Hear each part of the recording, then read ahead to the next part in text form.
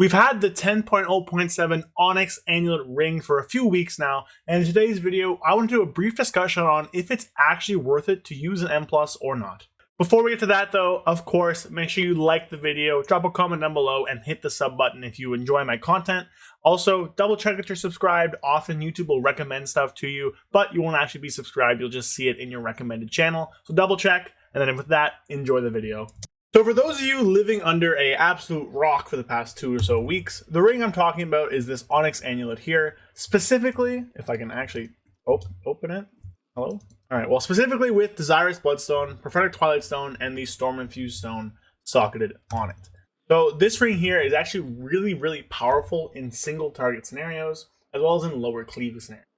But what people have really been wondering and asking is this ring worth it in Mythic Plus?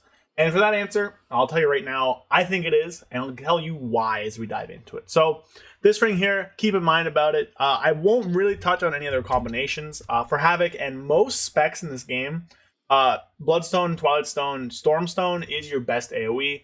There is another Twilight Stone, Bloodstone, Ice Stone, which is a bit more single target. But realistically, Stormstone is just so much better than Froststone in AoE, and only slightly behind single target, that you're not really going to use it unless you're in raid with very low target count. So for this video, we're going to talk about just the Blood, Storm, Twilight ring, and that's about it. So for a lot of specs, I do think just flat out that this ring is better. Especially specs that don't scale too well off of stats. This ring is just going to be very good. It's going to be very strong for you.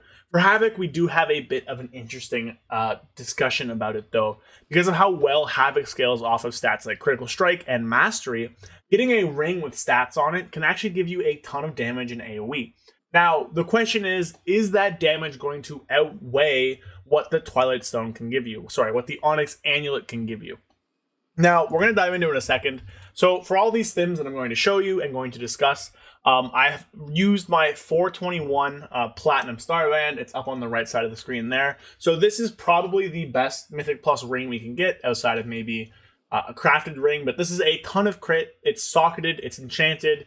It has a crit strike socket. It has, crit strike enchantment. So there's a ton of crit. If I equip it right now, you can see I'm unbuffed. So I guess actually I will use one of my ice files. So right now I have 46% crit, 46% mastery. I equip this ring and we go up to 51 and 51, which is pretty funny that they go up together, but that's stat DRs for you.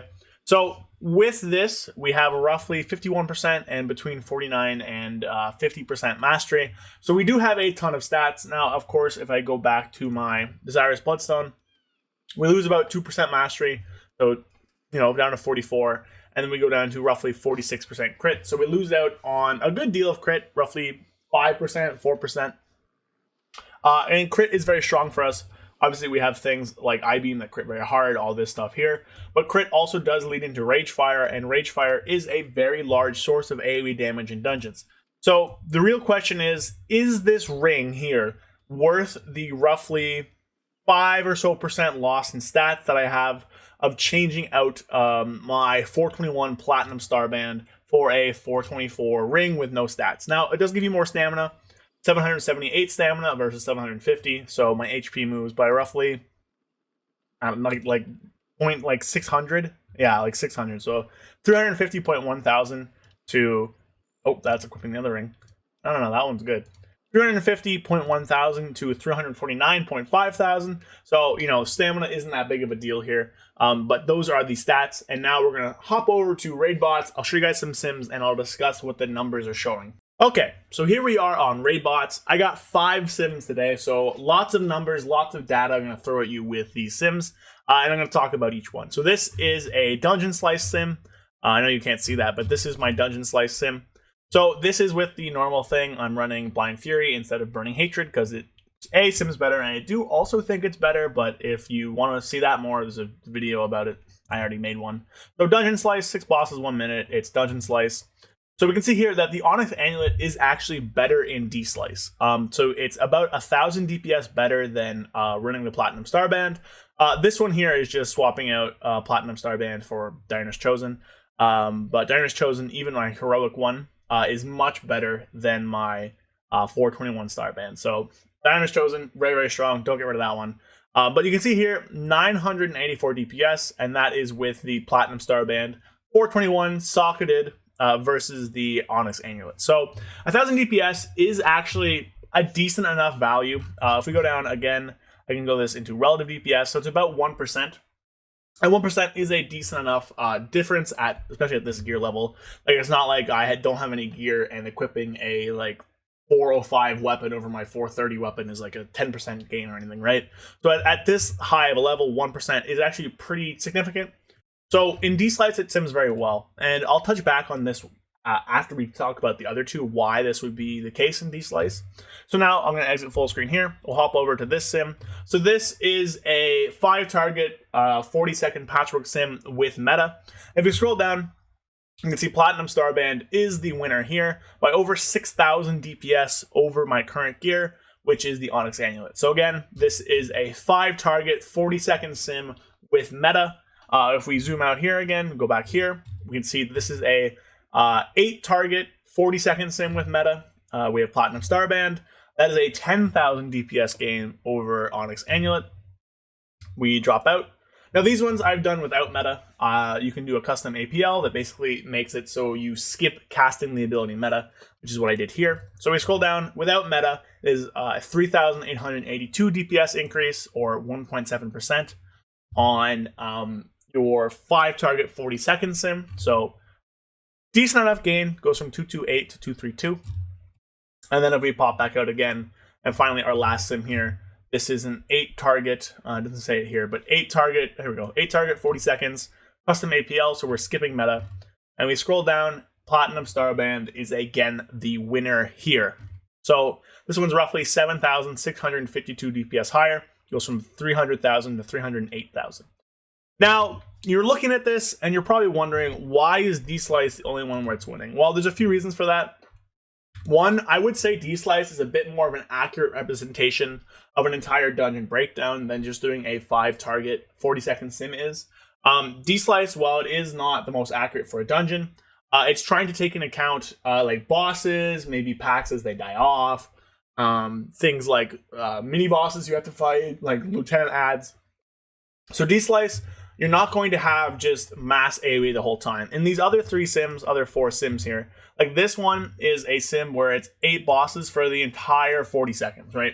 And realistically, that doesn't happen too often. At the very high end on stuff like Alcathar, of course, like, yeah, you're going to get that. But in a lot of cases, you're not actually going to get these scenarios where these target counts exist for a long period of time at this high level. And when you do, a lot of these targets are actually pretty worthless, right?